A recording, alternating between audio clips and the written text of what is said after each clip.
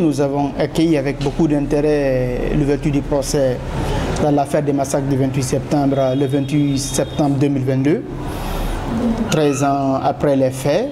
Donc pour nous c'était une situation très importante. Je rappelle que ce n'est pas bien sûr Thierno Amadou, c'est sous son leadership qu'il y a eu tout ce programme qui a été mis en place pour soutenir les victimes du 28 septembre avec la Fédération internationale de Ligue des droits de l'homme, la FIDH.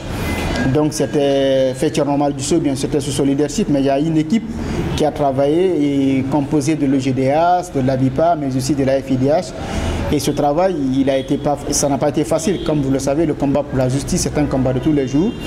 Donc 13 ans après les événements, et à l'occasion bien sûr du 7e anniversaire de son décès, Thierno Amadou, ce procès est ouvert. On aurait aimé qu'il soit là, ainsi qu'Abdoul Gadiri Diallo, son successeur aussi.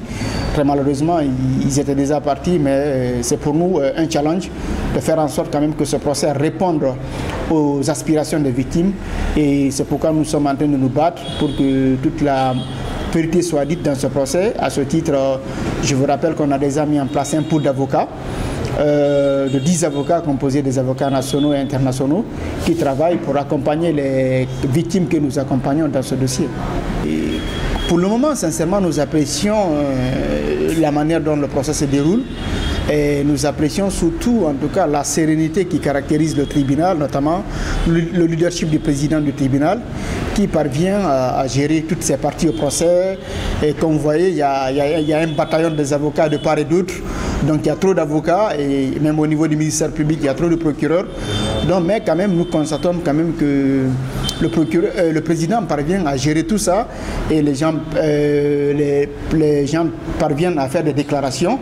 Et donc nous apprécions, même si nous constatons quand même qu'il y a des accusés qui refusent de donner leur part de vérité, qui s'inscrivent dans la négation systématique des faits, à les reprocher.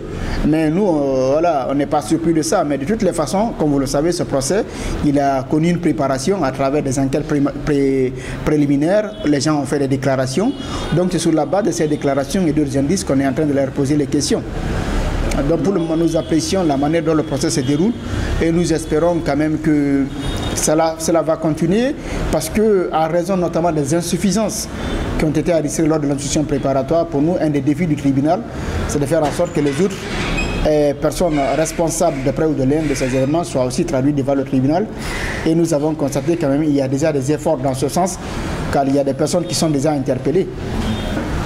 Non, comme je l'ai dit, en fait, nous, il ne nous appartient pas de dire que tel accusé dit vrai, tel autre dit faux, les déclarations des uns et des autres, mais c'est que nous constatons quand même qu'il y en a parmi eux, tel que Toumba, qui a fait beaucoup de déclarations, qui a donné des indices, qui a donné de la matière au tribunal. Il appartiendra au tribunal d'exploiter ça pour la manifestation de la vérité. Mais par contre, il y en a qui s'inscrivent dans une logique de négation systématique de leurs déclarations, même pendant les enquêtes préliminaires. Donc ça, c'est quelque chose que nous déplorons. Mais cela dit, vous comprendrez aussi comme en matière judiciaire, personne ne viendra devant un tribunal pour s'auto-accuser. Donc même si on le comprend, mais pour nous, cela ne peut pas contribuer à la manifestation de la vérité. Il appartiendra au tribunal de trouver la stratégie nécessaire pour amener toutes ces personnes à faire les déclarations pour que la vérité soit sûre sur ces événements. Vous savez, moi je ne partage pas forcément de cela. Vous savez, quand même, il y a des faits. Les questions se reposent sur les événements du 28 septembre, même si parfois il y a des accusés qui aussi essayent de donner des déclarations d'autres événements qui sont consécutifs ou qui sont en lien avec la gestion du pouvoir du CNDD. Parce que vous savez, c'est le CNDD qui a pris le pouvoir en 2008. Donc voilà, il y a un lien entre ces événements, les événements du Koundara, la prise du pouvoir. Donc c'est important que les gens fassent des déclarations pour qu'on comprenne comment le pouvoir était géré.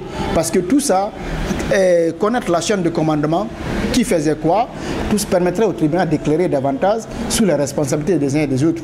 Donc nous pensons que ce n'est pas mauvais en soi que les gens fassent des déclarations sur d'autres événements qui en tout cas peuvent contribuer à la manifestation de la vérité sur la chaîne de commandement. lors du pouvoir de CNDD. C'était perceptible, hein, des procès de ce genre où la majorité encore des personnes, en tout cas qui sont impliquées sur ces événements, sont à liberté, car comme vous le savez, il y a 11 accusés qui ont comparu au départ, alors que ceux qui ont perpétré ces événements, ils étaient plus nombreux. Voilà, ils sont nombreux, beaucoup d'entre eux sont encore à liberté. Donc voilà, on en a discuté en amont avec le ministre de la Justice. La question de la sécurité, pour nous, doit être de mise. L'État doit renforcer la sécurité de tous les acteurs autour de ce procès. Les victimes, bien sûr, elles sont prioritaires, mais aussi les membres du tribunal, les avocats, tout le monde, que ce soit du niveau des partis civils ou au niveau de la défense, la sécurité de tout le monde doit être renforcée, parce que nous sommes arrivés surtout à un moment où aujourd'hui le tribunal est dans une logique aussi de faire comparaître d'autres personnes, et ces personnes sont en liberté, certainement disposent encore de pouvoir. Évidemment, nous avons insisté là-dessus. Il faudrait que l'État continue à veiller à la sécurité de tous les acteurs, notamment les victimes, par rapport à ce procès, pour que voilà, le procès puisse continuer et dans le bon sens, pour que les Guinéens sachent ce qui s'est passé. Parce que pour nous, ce procès, au-delà des victimes, doit servir de leçon à toute la Guinée, à toute l'Afrique, parce qu'aujourd'hui, c'est tout le monde qui regarde la Guinée. À travers ce procès, la Guinée pourrait donner des leçons en matière d'impartialité, en matière judiciaire à d'autres pays. Donc ce procès, il doit aussi servir de leçon pour nos anciens dirigeants, pour les actuels dirigeants, parce que comme vous le savez, les événements ont été perpétrés à l'occasion d'une transition militaire, alors que nous sommes dans une transition militaire où les institutions sont encore toutes fragiles. Donc il y a aussi des risques de violence.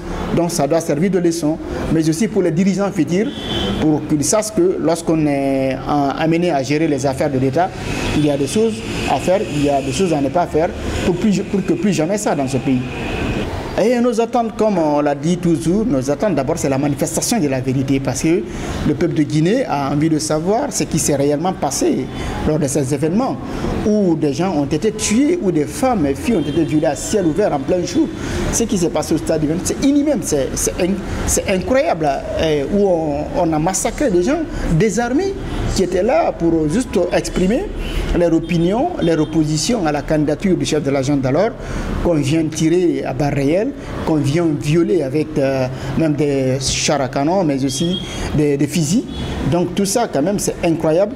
Il faut toute la manifestation de la vérité, et il faut aussi permettre aux victimes notamment de faire leur deuil. Et tout ça, c'est la manifestation de la vérité, et qui permettrait aux victimes de faire leur deuil, mais aussi de leur obtenir les réparations qui se doivent. Et ce procès, comme on l'a dit, il doit aussi servir de leçon à la Guinée, et pour que tels événements ne se reproduisent plus. Tout d'abord, je vous remercie pour l'opportunité. Écoutez, comme je l'ai toujours dit, le combat de la justice, c'est un combat de tous les jours. Si aujourd'hui ce procès s'est ouvert, c'est grâce à l'implication de tout le monde. Et bien sûr, il y a nos organisations, la FIDH, le GDA et Avipa, qui ont travaillé à côté des victimes, mais il a fallu, vous les médias, et que vous dénonciez régulièrement ces événements, que vous en parliez régulièrement. Il a fallu aussi l'implication des partenaires internationaux, notamment la Cour pénale internationale, pour qu'on en arrive là. Donc, avec l'ouverture du procès, c'est une étape qui est franchie, mais voilà, il faut continuer à se battre pour que ce procès réponde notamment aux aspirations du peuple de Guinée, c'est-à-dire que pour que toute la vérité soit dite dans ce procès, pour qu'on puisse tirer les leçons et pour éviter de telles situations prochainement.